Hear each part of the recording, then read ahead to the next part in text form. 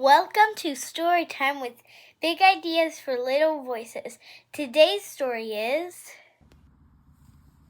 Violet Shrink by Christine Baldacchino.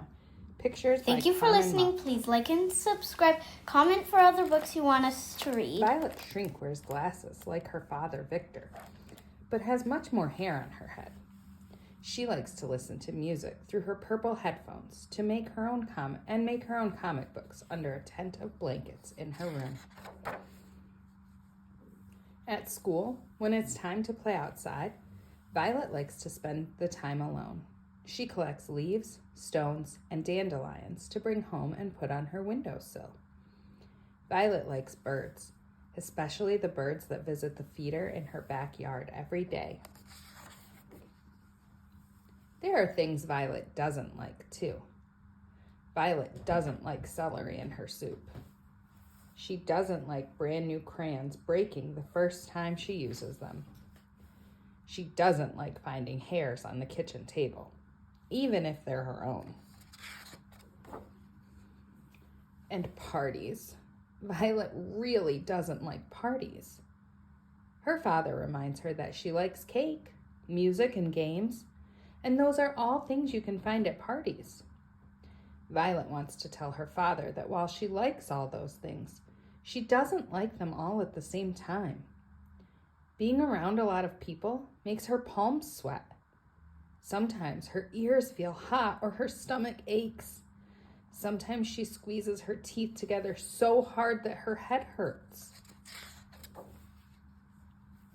Violet loves her father very much, even though he often gets her to go to a party by using a word she's never heard before. A word like reception or function or potluck.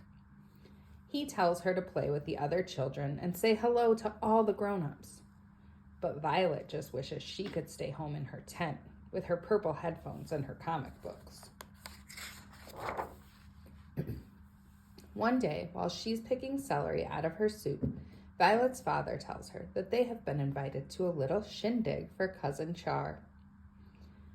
When they arrive at her cousin's house, Violet is horrified to discover that it is a birthday party. Violet spends the entire time hiding under the kitchen table. She imagines she is a shark, smooth and silver, with 100 sharp white teeth. She swims in circles and loop-de-loops, hunting for sandwiches to eat. Her ears don't feel hot anymore because sharks don't have ears that stick out the way hers do. And her palms aren't sweating because sharks don't have hands. Just 2 weeks later, Violet's father tells her they are going to an anniversary bash for Auntie Marlene and Uncle Leli. The word bash reminds her of loud things, like drums, fireworks, or pots and pans banging together. Sure enough, bash turns out to be another word for party. Make sure you say hello to everyone, Violet, and play with your cousins, her father says when they get there. No hiding under tables today, okay? Violet wipes her sweaty palms on her pants and squeezes her teeth together until her head hurts. She doesn't hide under a table.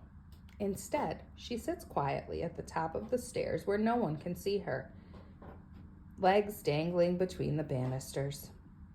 She imagines she is a snake, gold and green as a dandelion, wrapped around the branch of a very tall tree. Balanced on a branch below is the chocolatiest slice of chocolate cake. Violet knows her father isn't trying to be mean. He wants her to go to parties for the same reason he keeps putting celery in her soup. He thinks it is good for her. But when Violet's father tells her that the Shrink family reunion is coming up, she silently goes to her room. There will be a lot more relatives than usual, and more people means more voices, louder voices. Uncle Louie will play his accordion, and Uncle Joe will do his weird moose stuck in the mud dance, and all of Violet's aunts will laugh so loud she'll feel it in the pit of her stomach. Violet isn't hungry anymore. not even for dessert. All she wants to do is crawl into her blanket tent, put her headphones on, and draw pictures of bats. But that will have to wait. Dad, I have an important thing to say, Violet says as he is tucking her into bed for the night. Okay, he says, putting on his listening for real face. I don't like parties. Violet's stomach gives an unpleasant little flutter. Or shindigs, or bashes, or get-togethers, or gatherings. I don't like any of those things. Her dad starts to say what he always says. You like cake, don't you? And music, don't you? And you like games, don't you?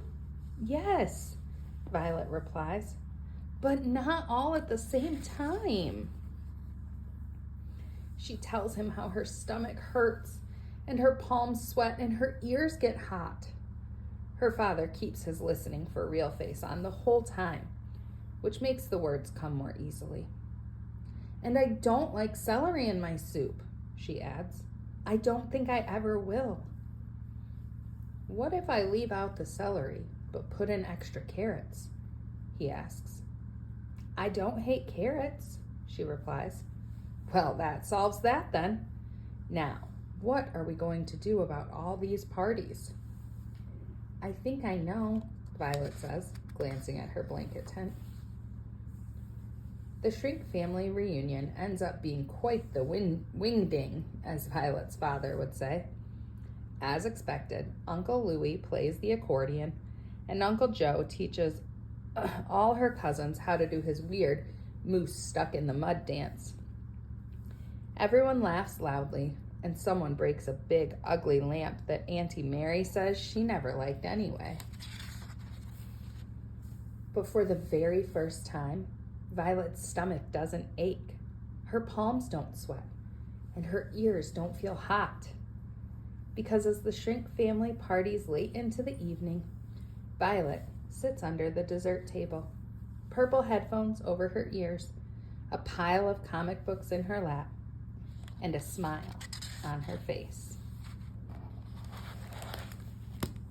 The end. Thank you for listening. Please like and subscribe. Comment for other books you want us to read.